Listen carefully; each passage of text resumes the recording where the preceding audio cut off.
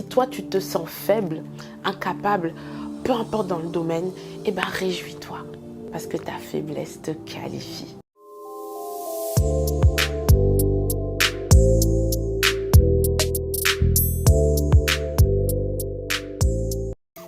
Hey guys, comment allez-vous? J'espère que bien. Il faut que je vous raconte une histoire. Pour ceux qui savent, j'ai un centre de formation à l'anglais aujourd'hui avec une équipe d'à peu près 20 personnes. J'ai développé un programme qui aide les adultes francophones à parler anglais en 4 mois.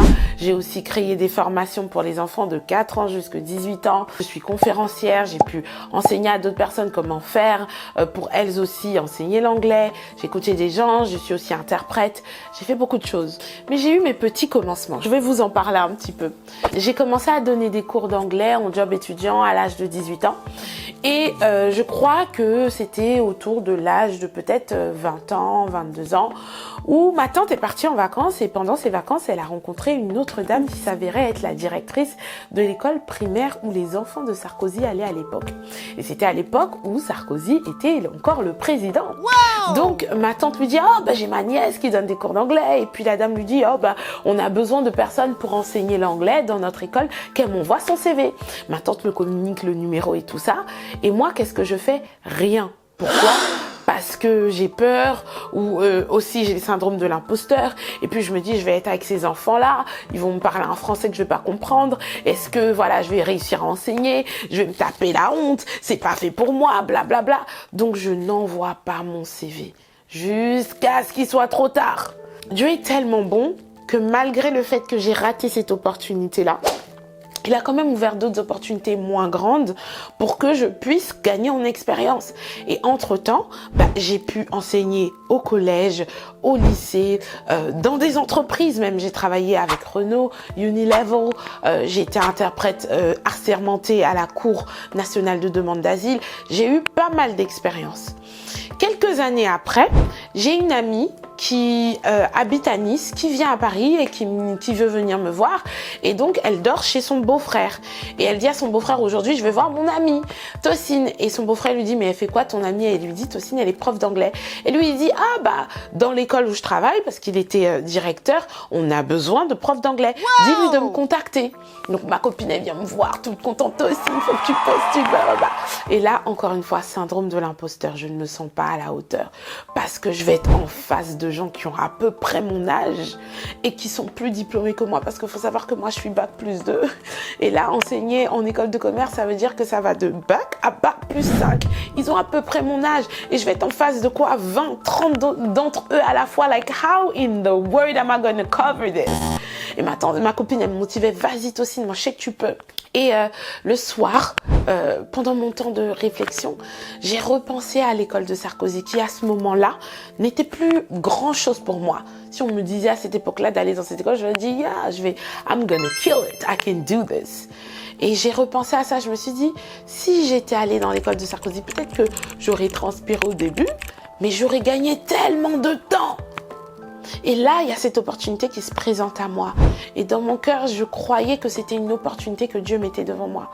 Là, je me suis dit, Seigneur, je vais y aller comme je suis. Et je sais que si j'ai ce travail, ça sera parce que toi, tu auras ouvert la porte. Pas parce que moi, je suis qualifiée. Et ça me fait vraiment penser au disciple, à Pierre. Il a pêché toute la nuit. Il a eu 0 poisson. Et puis après, le lendemain, le Seigneur lui dit, jette ton filet quand même. Il dit, mais Seigneur, j'ai essayé toute la nuit, j'ai rien eu. Je lui dis, jette ton filet. Il dit, bon, j'ai pêché toute la nuit, j'ai rien eu, mais sur ta parole, je vais le faire. Moi, j'ai décidé, ok Seigneur, je ne me sens pas qualifiée, je ne suis pas qualifiée, mais sur ta parole, je vais y aller.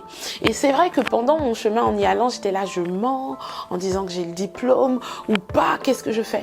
Mais parce que j'avais choisi d'y aller en m'attendant à Dieu, mais parce que j'avais choisi d'y aller en dépendant de ma foi, j'ai dit, je vais pas mentir. Si Dieu veut ouvrir la porte, il va ouvrir la porte justement parce que je fais les choses à sa façon. Et je suis partie à l'entretien et au moment où on parlait des diplômes, je leur ai fait comprendre que je n'avais pas le diplôme, que j'étais niveau bac+2. J'avais juste passé un test qui me disait que j'étais apte à faire une formation, le CELTA, certificat apte à enseigner l'anglais aux personnes de langue étrangère. Vous savez ce que la directrice, elle m'a dit? Elle m'a dit, on préfère un profil comme le vôtre à une personne qui a un diplôme et qui sort d'une école parce que votre expérience a plus de valeur. Vous voyez le Seigneur, dans ma faiblesse, il a montré sa force. Au fait, ce que moi je voyais comme une source de disqualification, c'est ce que la dame, elle a trouvé qui était une source de qualification pour moi. Dis avec moi, ma faiblesse me qualifie pour recevoir des bénédictions de la part de Dieu. Et c'est de ça que je veux te parler aujourd'hui. Si toi, tu as déjà pensé que tu étais trop faible, trop imparfaite, pas assez belle, pas assez mince, pas assez éloquente, pas assez intelligente, pas assez cultivée pour avoir des opportunités, laisse-moi te montrer aujourd'hui que justement c'est ça qui te qualifie aux yeux de Dieu, ok? Il faut que tu comprennes que la façon de Dieu de faire les choses est différente de la nôtre. Mais la Bible dit que ses voies sont au-delà des nôtres. Et la Bible dit que Dieu aime choisir les choses folles de ce monde. Les choses qui ne font pas sens aux yeux de ce monde pour montrer lui sa gloire, montrer lui sa puissance. Et ça, on le voit dans, par exemple, la vie de Moïse. La Bible dit que Moïse était bègue et c'est lui que Dieu a choisi pour être le porte-parole, pour libérer son peuple devant le roi de l'Égypte. Pareil, vous connaissez tous l'histoire de Gédéon. Quand Dieu a appelé Gédéon, Dieu l'a appelé vaillant héros. Il a dit, qui? Moi? Je suis le plus petit de la plus petite famille d'Israël, de la plus petite tribu d'Israël. Qui? Moi? Et puis Dieu lui a dit, va avec la force que je te donne. Et c'est lui que Dieu a utilisé pour libérer son peuple. Dieu choisit toujours, pas les personnes qualifiées, mais les personnes disponibles. Ce que Dieu veut, c'est ta disponibilité, c'est ta soumission. Quand Dieu il te dit va, quand Dieu il te dit fais pas, tu es là, ok Seigneur, j'obéis. C'est tout ce qu'il veut. Ce ne sont pas tes qualifications parce que c'est lui qui te qualifie. Le prochain point que tu dois comprendre, c'est que c'est dans ta faiblesse que la puissance de Dieu se manifeste. La Bible dit que c'est quand je suis faible que je suis fort. Dieu, il veut mettre son sur ton naturel. Il faut juste que toi, tu lui en donnes l'occasion. Il faut que tu comprennes ce qui s'est passé. Quand Jésus, il est mort à la croix, la Bible dit qu'il s'est fait pauvre de riche qu'il était pour que nous, on soit enrichis. La Bible dit qu'il a été blessé par ses meurtrissures, nous, on a été guéris. La Bible dit qu'il s'est fait prisonnier pour que nous, on soit libérés. Donc, à cause de ce que Jésus a fait à la croix, toi, tu as le droit d'avoir accès à ces grandes choses-là. Il faut juste que tu marches par la foi. Et ce qui est trop beau dans la foi, c'est que ta foi te sanctifie. Moi, c'est parce que je dépendais de Dieu pour avoir ce travail-là que je n'ai pas menti sur mon diplôme. Et à chaque fois, tu vas voir que tu attends quelque chose de la part de Dieu, tu vas vouloir prier plus, lire plus ta Bible, écouter plus des prédications, faire les choses à la façon de Dieu. Donc, te faire marcher par la foi, c'est la façon de Dieu de te sanctifier, de te rapprocher de lui. Parce que Dieu, il n'a aucun problème à te bénir. Hein. Dieu, il peut tout te donner. Mais ce qu'il ne veut pas, c'est que les bénédictions finissent par te détruire. Et c'est en marchant par la foi que ton cœur sera plus attaché à lui, parce que tu sais que c'est lui la source de ces bénédictions-là, qu'attaché aux bénédictions-là. Parce qu'à chaque fois que c'est toi qui veux te donner quelque chose, tu vas voir que tu vas te corrompre. Tu vas faire des petits mensonges, des mauvaises associations, parce que tu es limité à ce que toi, tu peux t'apporter. Et dans ta tête, toi, tu ne peux t'apporter qu'en trichant. Mais quand tu fais confiance à Dieu, là, ta foi te sanctifie. Ta foi te rend dépendante de Dieu. Et ta foi fait de toi un exemple pour les autres. Les gens vont se dire, mais si elle qui n'était pas qualifiée, elle a pu avoir ça par la grâce de Dieu. Non, moi je veux son Dieu. Et c'est ça que Dieu veut faire au travers de toi. La puissance de Dieu se manifeste dans ta faiblesse. En gros, plus tu dépends de Dieu, plus sa puissance peut se manifester dans ta vie. Alléluia! Donc, je sais quelle question tu vas me poser, mais c'est comment concrètement commencer à vivre cette vie-là où je dépends de Dieu pour qu'il transforme mes faiblesses en atouts. Numéro 1, parle à Dieu de tes limites. Viens au Seigneur, dis Seigneur, je ne me sens pas assez belle. Seigneur, je n'ai pas le diplôme. Seigneur, je ne sais pas. Seigneur, je ne me sens pas assez intelligente. Mets tes faiblesses à ses pieds. Dis-le lui. Parce que la Bible dit dans Jean 15, 5 que sans Dieu, nous ne pouvons rien faire. Ensuite, numéro 2, décide de mettre ta confiance en Dieu. Ne dépend pas de ce que les autres vont te dire, ouais, faut tricher, faut mentir pour obtenir le prêt. Non, tu décides de te confier en Dieu, donc de faire les choses à la façon de Dieu. Parce que c'est le Seigneur qui t'équipe, qui renouvelle tes forces. Il te permet de trouver grâce aux yeux des personnes auxquelles tu ne pensais même pas. Et numéro 3, passe à l'action. Une foi sans action, elle est morte. La Bible dit que la foi sans les œuvres, elle vaut 0. Passe à l'action, postule, va à cet entretien, présente-toi, commence cette chaîne YouTube. Parle, fais ce que tu dois faire.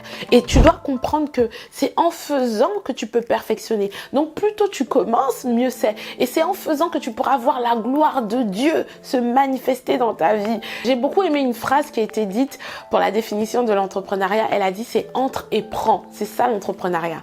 C'est pas le plus qualifié, c'est pas celui qui sait pas faire. Non, c'est vraiment entrer et prendre. Et je crois que vraiment, si je suis qui je suis aujourd'hui, c'est pas forcément parce que je suis la plus compétente, hein. C'est parce que je dépends de Dieu et surtout je passe à l'action. Quand Dieu met un truc dans mon cœur là, je ne consulte ni la chair ni le sang, je fonce. Et toi, deviens cette fonceuse là, parce que plus tu fonces en dépendant de Dieu, plus tu vois la gloire de Dieu. Et à chaque fois que Dieu te bénit, ta foi monte de niveau et donc tu veux encore plus. Et là, Dieu peut se glorifier encore plus dans ta vie. On arrive à la fin de cette vidéo, mais avant de te laisser partir, je veux prier avec toi.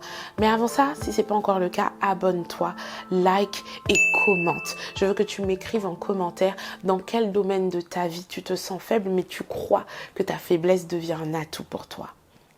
Seigneur notre Dieu, je prie pour toutes les personnes qui regardent ces vidéos, qui ont été bloquées par toutes les pensées dans leur tête qui ne sont pas assez capables, pas assez intelligents. Ils n'ont pas la bonne couleur de peau, ils ne viennent pas de la bonne famille, ils ne sont pas assez beaux, belles ou autres. Seigneur, redonne-leur la foi, Seigneur. Aide-les à comprendre, donne-leur la force de pouvoir avancer en dépendant de toi. Aide-les, Seigneur Jésus, à venir à tes pieds et à déposer, Seigneur, toutes leurs faiblesses, te faire confiance et avoir la force quand même, Seigneur Jésus, de postuler, d'avancer, de commencer leur chaîne YouTube. Parce que tu dis dans ta parole qu'on peut tout faire par Christ qui nous fortifie. Fortifie ces personnes au nom de Jésus. Amen. Tu vas dire avec moi, Seigneur, utilise ma faiblesse pour ta gloire. Encore une fois, dis-le.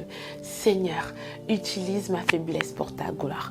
Donc, si toi, tu te sens faible, incapable, peu importe dans le domaine, réjouis-toi. Parce que ta faiblesse te qualifie. Avant de partir, je veux te laisser avec ce dernier verset de Ésaïe 41, verset 10 qui dit « Ne crains rien, car je suis avec toi. Ne sois pas effrayé, car je suis ton Dieu. Je te fortifie, je viens à ton secours. » Le Seigneur vient à ton secours. Apprends juste à dépendre de lui. Je t'invite à regarder la prochaine vidéo.